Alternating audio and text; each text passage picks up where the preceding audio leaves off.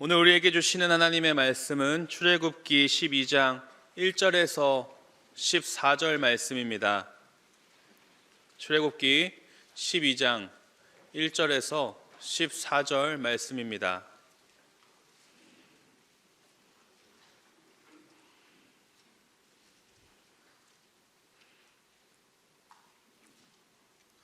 이는 살아계신 하나님의 말씀입니다. 함께 받들어 읽겠습니다. 여호와께서 애굽 땅에서 모세와 아론에게 일러 말씀하시되 이 달을 너희에게 달의 시작 곧 해의 첫 달이 되게 하고 너희는 이스라엘 온 회중에게 말하여 이르라. 이달 열흘에 너희 각자가 어린 양을 취할지니라. 각 가족대로 그 식구를 위하여 어린 양을 취하되 그 어린 양에 대하여 식구가 너무 적으면 그 집의 이웃과 함께 사람 수를 따라서 하나를 취하며 각 사람이 먹을 수 있는 분량에 따라서 너희 어린 양을 계산할 것이며 너희 어린 양은 흠없고 1년 된 수컷으로 하되 양이나 염소 중에서 취하고 이달 연 나흘까지 간직하였다가 해질 때에 이스라엘 회중이 그 양을 잡고 그 피를 먹을 집 좌우 문설주와 임방위에 바르고 그 밤에 그 고기를 불에 구워 무교병과 쓴 나물과 아울러 먹되 날 것으로나 물에 삶아서 먹지 말고 머리와 다리와 내장을 다 불에 구워 먹고 아침까지 남겨두지 말며 아침까지 남은 것은 곧 불사르라. 너희는 그것을 이렇게 먹을지니 허리에 띠를 띠고 발에 신을 신고 손에 지팡이를 잡고 급히 먹으라. 이것이 여호와의 유월절이니라. 내가 그 밤에 애굽 땅을 두루다니며 사람이나 짐승을 막론하고 애굽 땅에 있는 모든 처음 난 것을 다 치고 애굽의 모든 신을 내가 심판하리라. 나는 여호와라. 내가 애굽 땅을 칠 때에 그 피가 너희가 사는 집에 있어서 너희를 위하여 표적이 될지라. 내가 피를 볼 때에 너희를 넘어가리니 재앙이 너희에게 내려 멸하지 아니하리라. 너희는 이 날을 기념하여 여호와의 절기를 삼아 영원한 규례로 대대로 지킬지니라. 아멘. 나는 누구인가? 살아오면서 한 번쯤은 고민해보고 생각해 본 적이 있으실 겁니다. 쉬운 질문인 것 같으면서도 참 어려운 질문이죠. 심오한 질문이 되기도 하고요. 내가 어떠한 존재인지를 아는 것, 자기 인식, 어렵습니다. 하지만 참 중요한 질문이 됩니다. 자신의 정체성을 알고 살아가는 것과 모르고 살아가는 것은 큰 차이가 있기 때문이죠.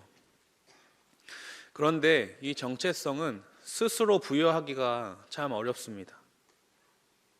어떠한 내적 독백으로는 이 정체성을 찾아내기가 참 힘듭니다. 저도 중학교 사춘기 때 저의 정체성을 이제 찾기 시작했습니다. 나는 누구인가? 나는 어떻게 살아야 하는가? 그래서 제일 먼저 제가 한 것이 내 이름의 뜻을 찾자. 그럼 누가 지었을까? 뜻은 무엇인가? 저희는 경자 돌림입니다. 그래서 경세, 경선, 경진, 경은 이렇게 돌림인데요. 그 뜻들을 잘 보니까 세상에서 으뜸이 되고 선을 베풀고 진실된 삶을 살고 은혜를 끼치고 다 그런 좋은 뜻이더라고요. 그런데 왜 나는 1인가? 그것도 한일입니다.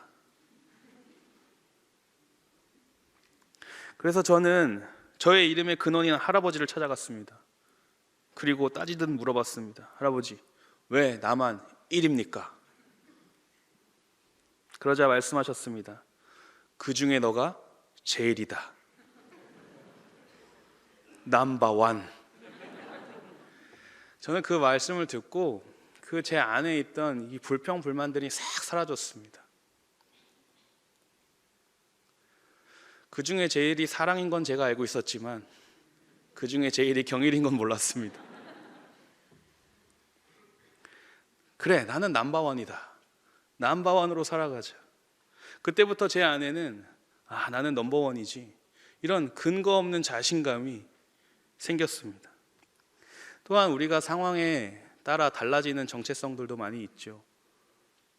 가정에서는 가족의 일원으로, 아빠와 엄마, 아들, 딸, 또 오빠와 언니, 동생, 누군가에게는 또 친구, 선배, 후배. 그래서 사실 나의 정체성 대부분은 어떠한 이 공동체 안에서 타인에 의해, 그 타인을 통해 내 자신을 발견하게 됩니다. 그러면서 숫자나 물질, 권력, 인맥 등에 의해 살아가면서 많은 정체성들이 생기기도 하고 또 바뀌기도 합니다. 그런데 우리의 그 정체성 중에 변하지 않는 정체성이 있습니다. 또한 변하지 말아야 할 정체성이 있습니다. 매우 중요한 그 정체성, 그것은 하나님께서 부어주신 정체성입니다. 부여해 주신 정체성입니다. 바로 그리스도인이라는 것이죠. 하나님께서 우리를 사랑하셔서 부어주신, 부여해 주신 그 정체성, 그리스도인입니다. 자아 인식의 핵심, 우리는 하나님의 은혜로 구원받은 자들입니다. 그래서 이 그리스도인들이 하나님께서 나를 구원하셨다라는 이 사실을, 이 자아 인식의 그 핵심이 확실하게 서 있어야 하는데, 이것이 확실하게 서 있지 못한다면 작은 것에도 믿음이 흔들리게 됩니다. 나는 누구인가? 나는 그리스도인이다. 나는 하나님께 구원받은 자이다. 이 사실을 확신하는 것이 하나님의 자녀가 되는 첫걸음입니다. 오늘 이 시간 하나님의 말씀을 통하여서 나는 누구인가에 대한 그 정의를 다시 한번 정립시키고 확신하며 나의 정체성을 점검하는 시간이 되기를 소망합니다. 이스라엘 백성들 애굽에서 잘 살고 있었습니다. 지난주 말씀에 들었던 요셉, 그 요셉 시대 땐 애굽에서 그들이 잘 살고 있었습니다. 그런데 시간이 흘러 요셉과 요셉 형제들, 그리고 요셉을 아는 왕이 죽었습니다. 그러자 이 이스라엘 백성들의 신분이 확 바뀝니다. 요셉을 아는 왕이 죽고 나서 요셉의 은혜를 알지 못하는 왕이 애굽을 다스리게 되자 야곱의 후손들을 노예로 전락시킵니다. 이스라엘 백성들, 그 이스라엘 백성들이 애굽과 비교할 수 없을 정도로 번성하자 그 안에서 위협을 느끼게 된 것이죠. 이러한 비참한 노예 생활을 이 이스라엘 백성들이 12장 40절에 보시면 무려 430년이나 합니다. 430년, 어마어마하게 긴 기간입니다. 그러면서 이들이 신분만 바뀐 것이 아닙니다. 정체성이 바뀌어버립니다.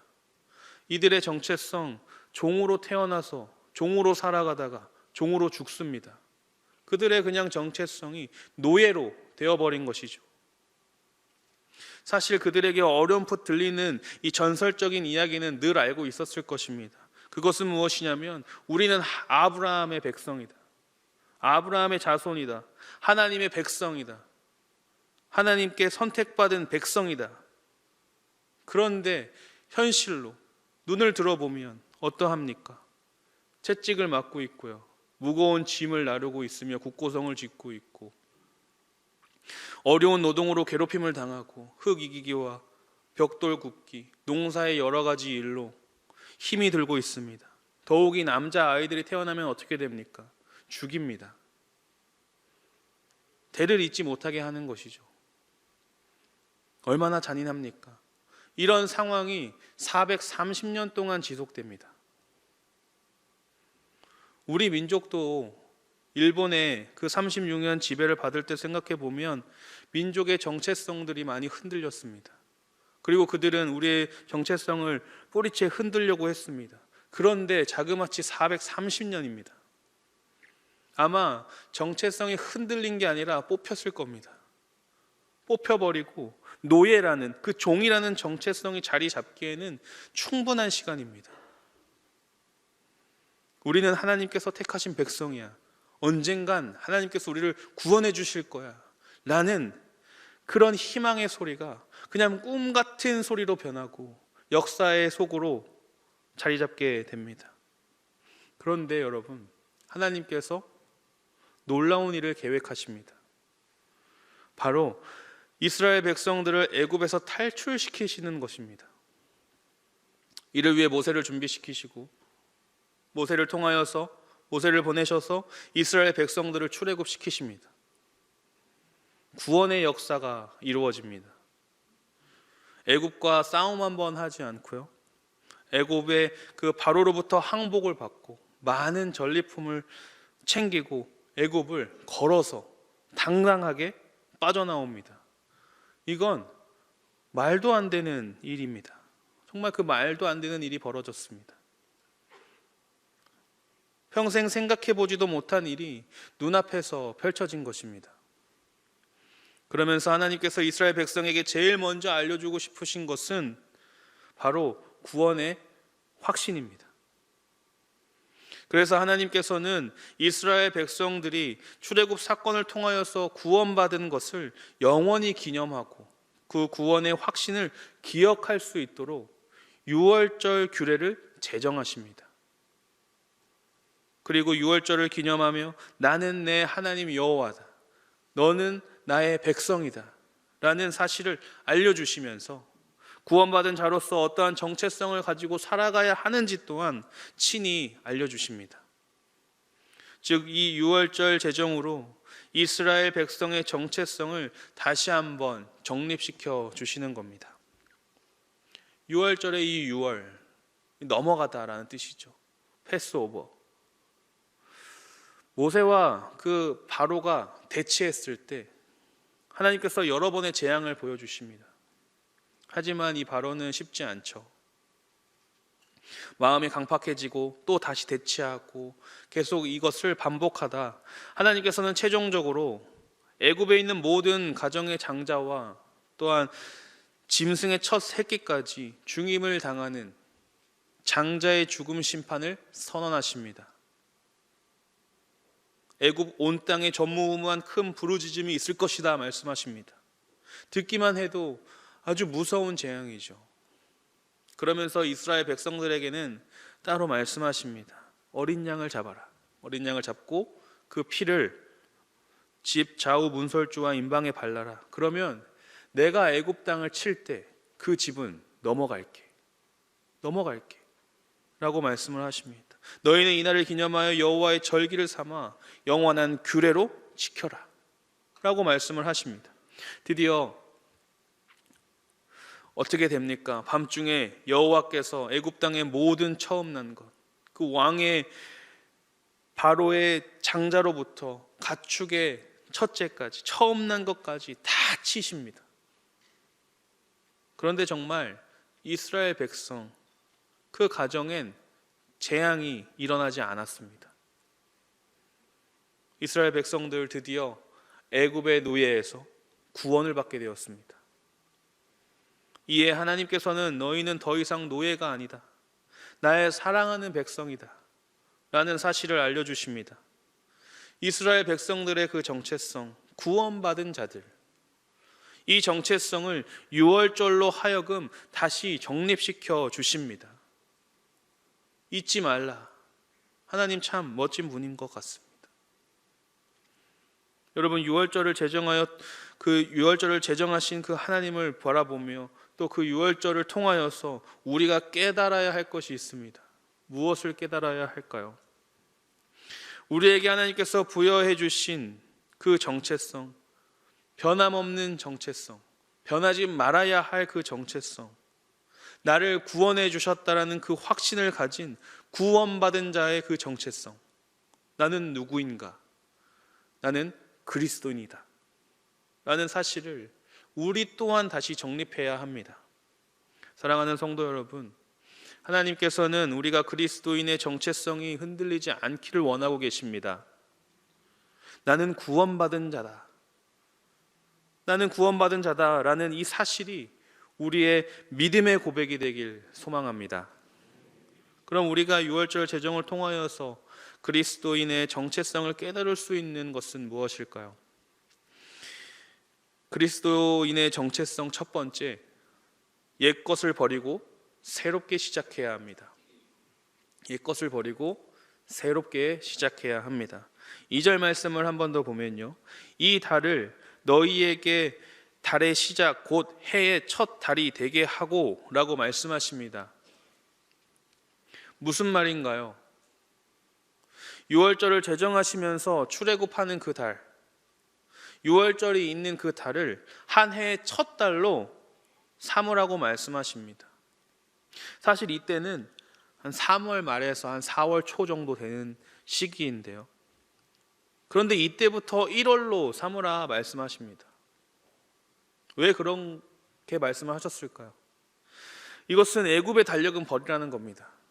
옛 것은 이제 버리고 이스라엘 백성이 출애굽한 그 달로 새로운 달력으로 새롭게 시작하라는 그 명령입니다. 그러니까 옛 것을 버리라는 명령이고요, 새로운 구속 역사의 분기점이 되는 겁니다. 즉 이스라엘 백성에게 이제까지의 모든 삶과 출애굽 그 후에 그 삶이 딱 단절되면서 그 단절을 요구하심으로써 하나님의 거룩한 백성으로 구원받은 자의 합당한 정체성을 가지고 살아가라라는 말씀입니다. 이스라엘 백성의 옛사람, 어떤 사람들입니까? 430년간 자신들을 다스렸던 왕은 애굽의 바로였습니다. 하지만 이제 이들의 왕은 여호와 하나님이십니다. 이제 지긋지긋한 그 바로를 떨쳐내고 그 노예 생활을 떨쳐내고 애굽 모티브, 그 중심 사상을 다 떨쳐내고 이제 하나님과 동행하며 하나님이 이끄실 그곳을 따라가며 새롭게 나아가라는 그 하나님의 사랑의 메시지입니다. 하나님께서 이걸 원하십니다. 이제 우리가 함께 애굽에 나갈 것인데, 탈출할 것인데, 너희 이제 어떠한 상황과 형편이 펼쳐질지라도 아쉬워하지 말고 뒤돌아보지 말고 그 애굽 모티브를 좀 버리고 오직 하나님의 역사하심을 체험하며 하나님의 그 은혜를 붙잡으라 말씀하십니다. 새로운 시작입니다. 이 말씀은 비단 이스라엘 백성들에게만 국한되는 것이 아닙니다. 그리스도의 구속 사역으로 죄에서 자유케 된 우리들에게도 주님께서는 동일한 말씀으로 명령하십니다. 여러분의 옛사람은 어떠셨습니까? 그리고 새 사람은 어떠신가요? 어떠한 변화가 있으십니까? 우리가 거듭날 때 우리 안에 임하시는 성령님으로 인해 우리 안에 더러운 죄가 드러납니다. 그 죄의 성향이 바로 옛사람입니다.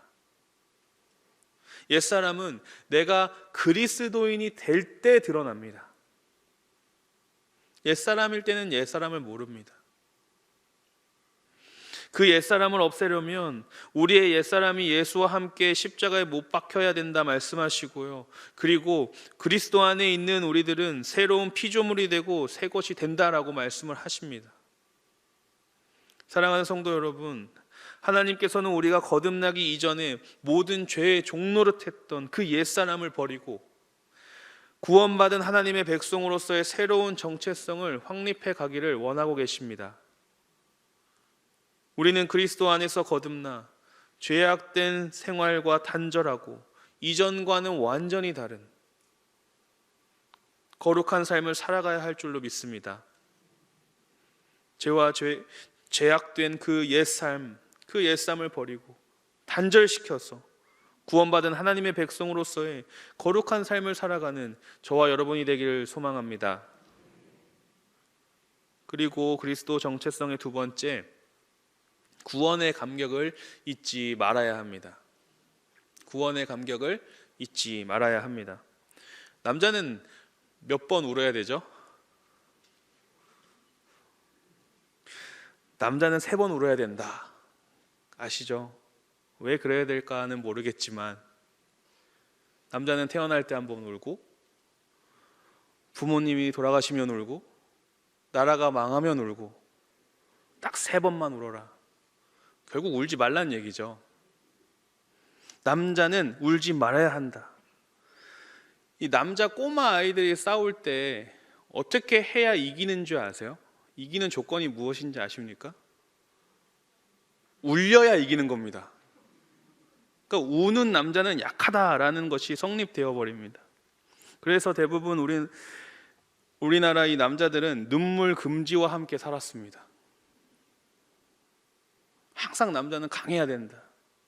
그런 강박에 아무리 힘든 일이 있어도 참고 또 참고 티내지 않고 절대 울지 않는 것이 우리 대한민국 남자들의 일반적 모습입니다. 저 또한 마찬가지였습니다. 절대 울지 않았습니다. 늘 강해 보이고자 눈에 힘을 주고 다녔고요. 또 넘버원이잖아요. 사나이를 외치면서 강력한 스타일로 항상 그렇게 살아갔습니다. 그런데 제가 하나님을 인격적으로 만난 그 후에 생긴 증상이 하나 있는데요. 눈물이 생겼습니다.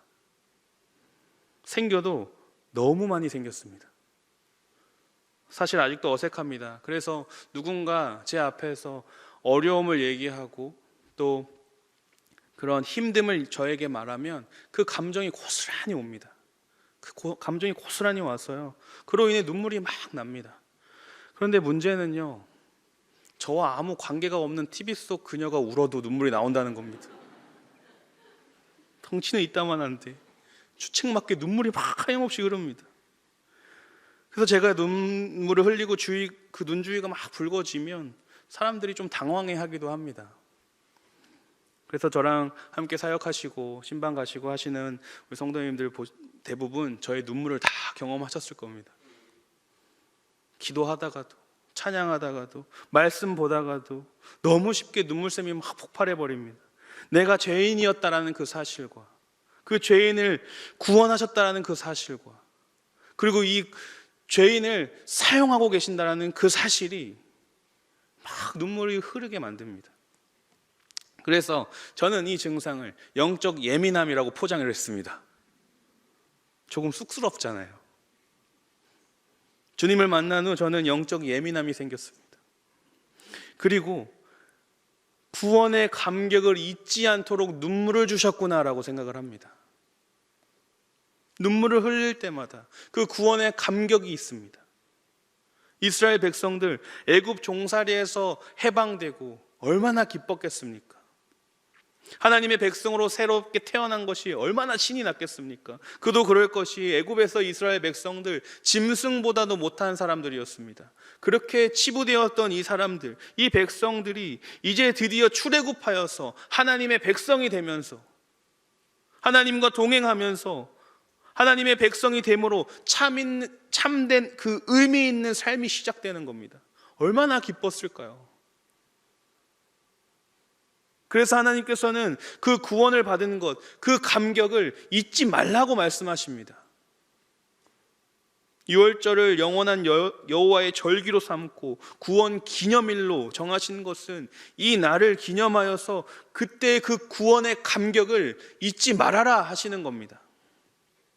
구원의 감격을 잊지 말기 위해 중요한 것은 기억하고 되새기는 겁니다.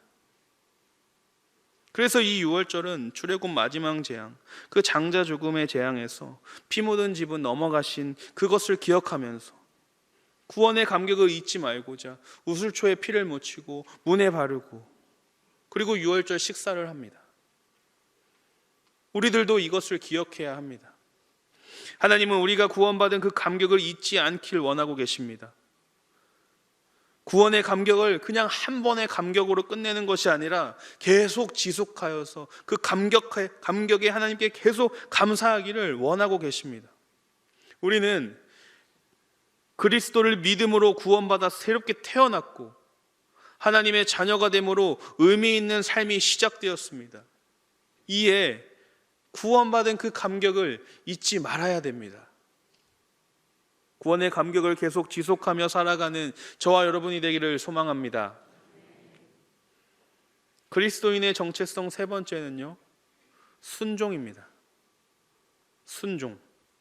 그리스도인이라면 주님께서 하라는 대로, 시키는 대로 해야 합니다. 그렇게 반응해야 합니다. 그런데 생각해 보면 이 6월절 지키는 것 참 쉽지 않습니다.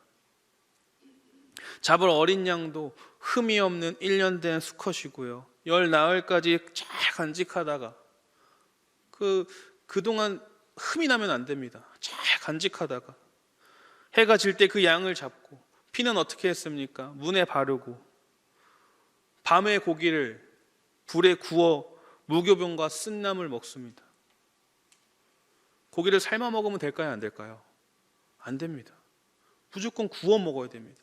구워 먹으면서 아침까지 남기지 말고 먹고, 혹 남은 것이 있다면 다 불살라야 됩니다. 그리고 먹을 때 어떻게 먹습니까? 허리에는 띠를 띠고요, 발에는 신을 신고, 손에 지팡이 잡고 급히 먹어야 됩니다. 급히. 참 복잡하죠. 그리고 어렵습니다. 그리고 나서는 무려 일주일을 함께 모입니다. 각자의 삶을 잠시 다 멈추고 내려놓고 다 같이 모여서 기념을 합니다. 무려 일주일 동안 진행을 하는데요, 그때는 전쟁이 빈번히 일어나는 때입니다. 그 일주일이라는 시간, 그 일주일을 구별해야 된다는 것은 정말 어려운 일입니다. 어떠한 위험의 일이 충분히 일어날 수 있는 기간이기 때문이죠. 그런데 이는 하나님에 대한 신뢰와 순종 없이는 불가능한 일이 됩니다.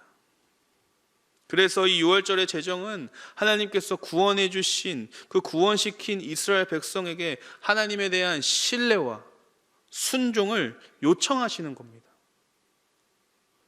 이 규칙을 보면 누구는 그렇게 얘기할 수 있습니다. 야, 하나님 너무 무모하신 거 아니야? 이건 너무 무모한 요청 아니야? 하지만 우리가 기억해야 할 것은 이것입니다. 하나님은 하나님께로부터 난 자들, 하나님이 그 구원시킨 선택받은 자들을 친히 인도해 주십니다. 그런데 그 인도하심을 받으려면 순종이 필요한 겁니다. 중요한 것은 그냥 순종이 아니라 전인격적인 순종입니다. 그래서 따지고 재고 보고 보이는 것만 믿고 순종하며 나아가는 것이 아니라 우리는 거룩한 무모함이 있어야 됩니다. 거룩한 무모함을 가지고 진심으로 마음과 뜻과 정성을 다하여서 나의 모든 것을 주님께 맡기며 나아가는 겁니다. 이 순종이라는 것은 맡긴다라는 겁니다. 이게 진짜 그리스도인의 정체성입니다. 복음주의 목회자이자 사상가인 존 스토트는 온전한 그리스도인에 대해서 이렇게 정의했습니다. 온전한 그리스도인이 되는 것은 우리의 지성과 감정과 의지를 예수님의 주권적인 사랑의 통치 아래 복종시키는 것이다. 복종시키는 것이다. 그리스도인의 순종은 부분적인 것이 아니라 전체적인 것이란 말입니다. 전체적으로 순종을 해야 됩니다. 나의 모든 것이 하나님의 주권 아래에 종속될 때에, 그 종속될 때에 우리는 그리스도인으로서의 정체성을 가지게 되는 겁니다. 그런데 많은 그리스도인들이 신앙생활을 잘 하다가 이 전인격적인 순종에서 많이들 포기합니다. 나의 지식으로 이성으로 판단하고 고민하고 해서 나의 생각이 들어가고 그 외의 것만, 내가 이해할 수 있는 정도만, 그 정도만 순종하려고 하는 경향들이 많이 있습니다.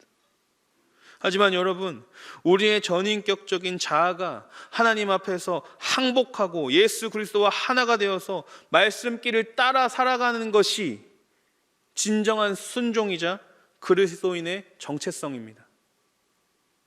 그래서 주님 앞에 내 기준이 다 깨져야 됩니다. 내 기준이 다 깨져야 됩니다. 내 생각이 다 무너져야 됩니다. 그런데 그게 너무나도 어렵습니다. 쉽지가 않습니다. 너무 아프고요, 속상하고요, 고통스럽습니다. 하지만 우리 그리스도인은 주님께 순종하는 자들입니다. 우리 그리스도인은 어떠한 상황에서도 주님이 옳습니다 하는 그 고백을 가진 자들입니다. 주님이 어찌하시든지, 주님이 어떻게 하시든지 그것은 무조건 옳다라는 그 생각을 받아들이면 그때부터 하나님은 역사하십니다. 이 사실을 믿으시기 바랍니다. 우리 그리스도인들 무엇을 위해서 주님을 믿고 순종하는 자들이 아닙니다. 어떠한 상황 가운데에서도 믿고 순종하는 자들입니다. 내 자신 전부를 주님께 드려 순종하는 그리스도인의 정체성을 가진 저와 여러분이 되기를 소망합니다.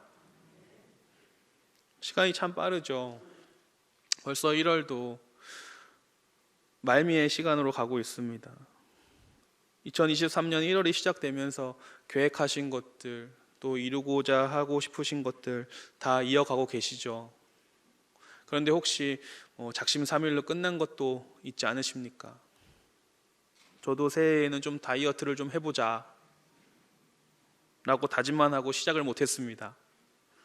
그런데 참 다행인 것은 우리에게 구정이라는 게 있잖아요. 이게 진짜 시작입니다. 오늘 진짜 시작입니다. 그래서 한 해를 시작하는 이 시간에 나는 누구인가? 이 질문에 대한 정답, 나는 그리스도인이다 라고 찾으시고, 그렇다면 그리스도인이라면 어떻게 살아가야 하는가? 라는 그 질문에 이 유월절을 제정하심으로 이스라엘 백성에게 옛것을 버리고 새것을 가지며 새로움의 시작을 가지고 구원의 감격을 가지고 그 감격을 지속하면서 순종하면서 살아가거라 하신 그 하나님의 말씀을 기억하면서 그 세 가지 요청하심을 기억하면서 우리도 그리스도의 정체성을 가지고 하루하루를 살아가면 좋겠습니다. 함께 기도하겠습니다. 오늘 말씀을 기억하시면서 하나님, 우리가 진짜 그리스도인이 되도록 인도하여 주시고 주님 안에 거하여 새 사람이 되고 구원의 감격을 기념하며 전인격적인 순종을 이루며 나아가는 그리스도인의 정체성을 정립할 수 있도록 주님께서 인도하시고 또 인도하여 주시옵소서라고 우리 함께 기도하겠습니다.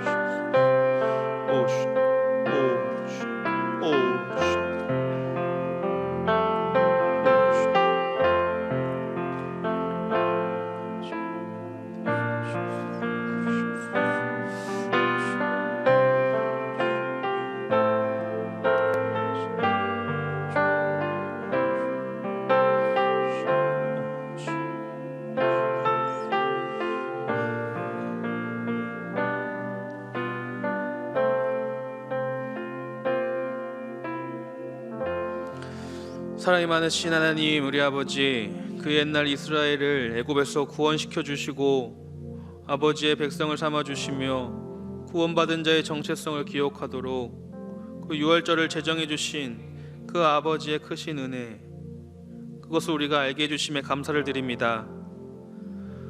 우리가 살아가면서 많은 정체성들이 생기지만 변함없는 정체성, 그리스도인이라는 그 정체성을 늘 감사함과 기쁨으로 기억하게 하여 주시옵소서.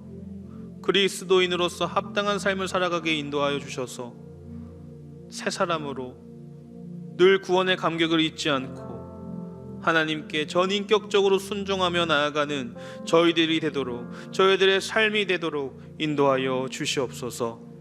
사랑이 많으신 예수 그리스도의 이름으로 기도드리옵니다. 아멘.